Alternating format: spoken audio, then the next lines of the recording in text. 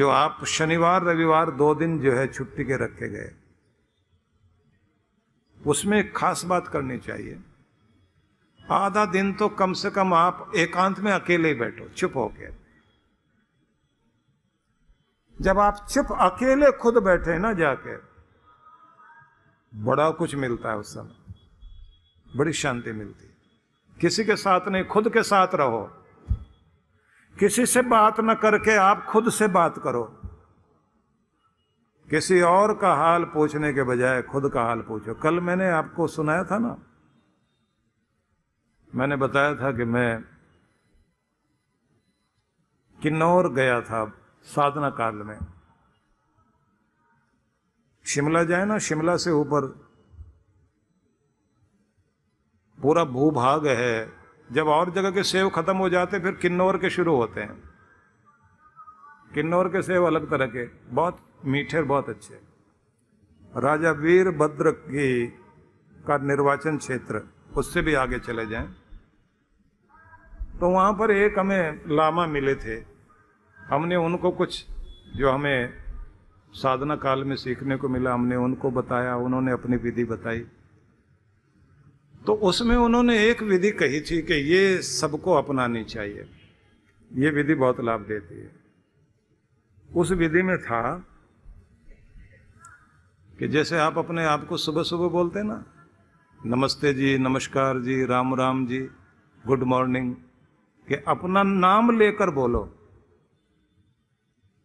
मान लीजिए आपका नाम अशोक है, तो आप अपने आप को कहो गुड मॉर्निंग अशोक या नमस्कार अशोक, खुद को बोलो।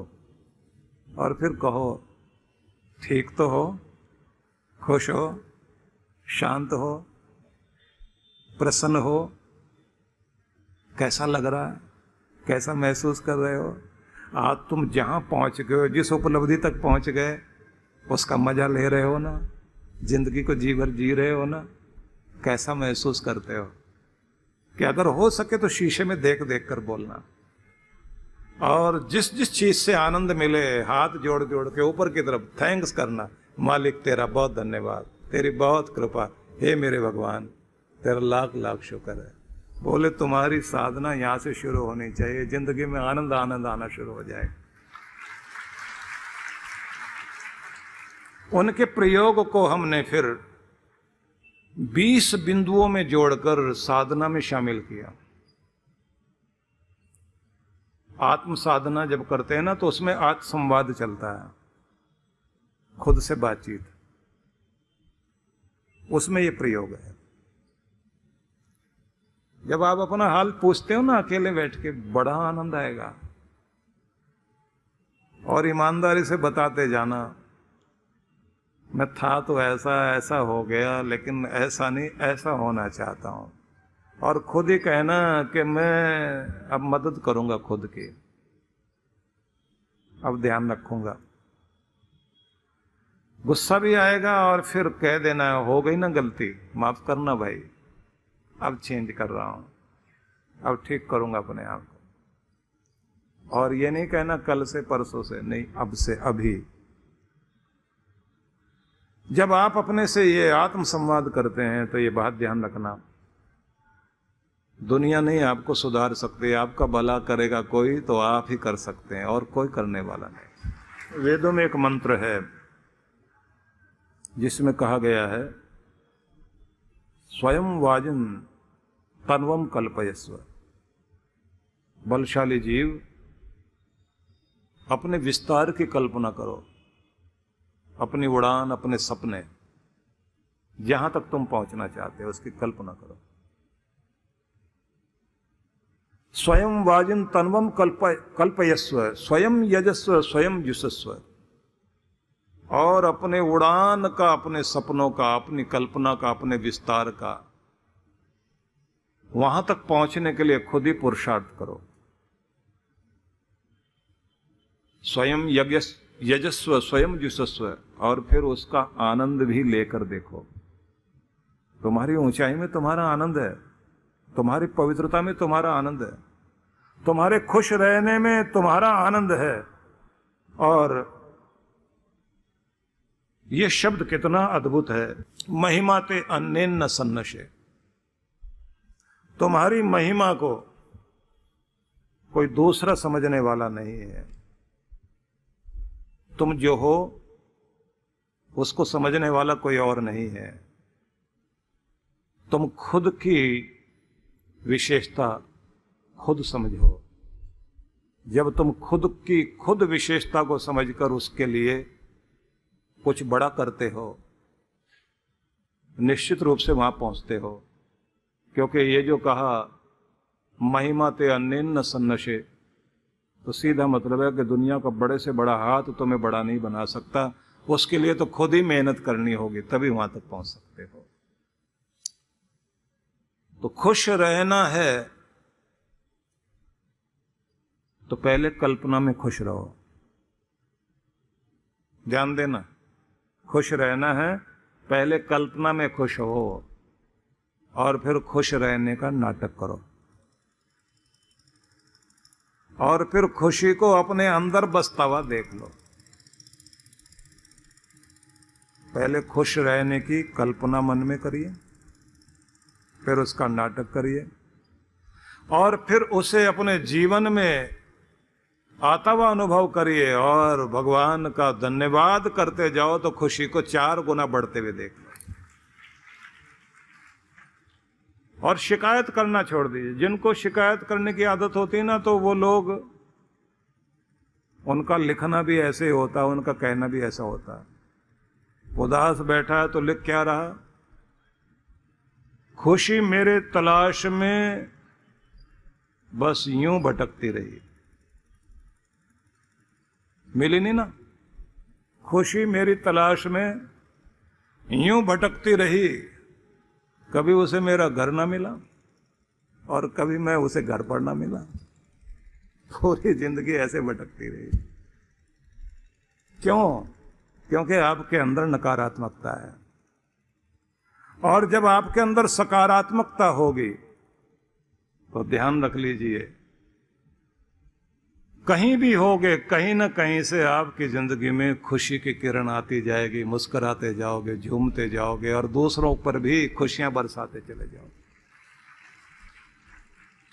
दुखद चीज यही है, नकारात्मकता हम लोगों ने अपने जीवन में बहुत ज्यादा भर ली है।